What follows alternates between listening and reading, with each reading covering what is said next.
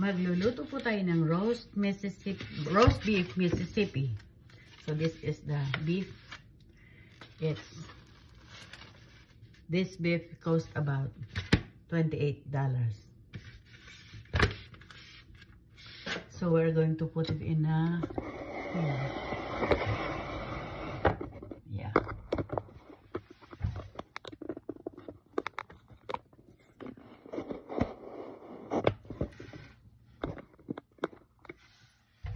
So you put it here, see?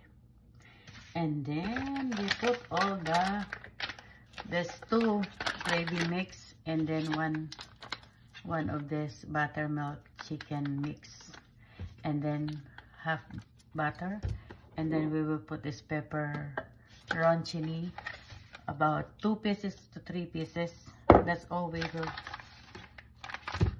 put.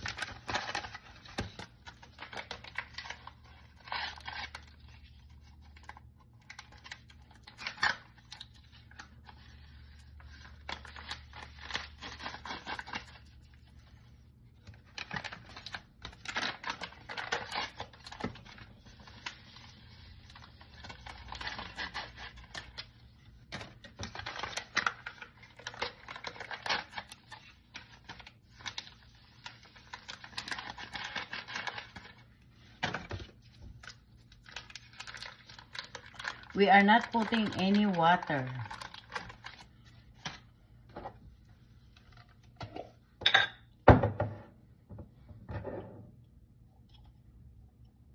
We have 1, 2 pieces, 3 pieces.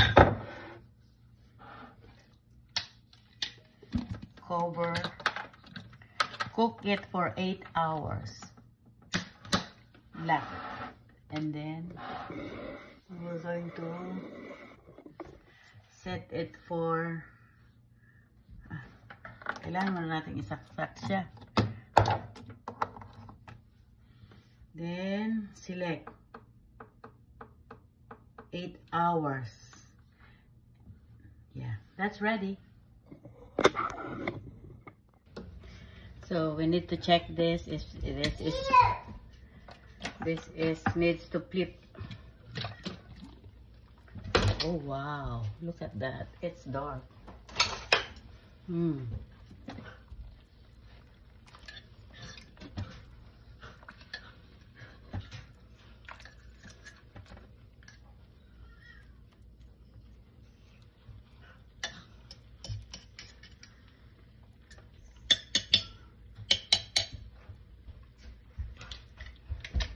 Needs more 3 hours.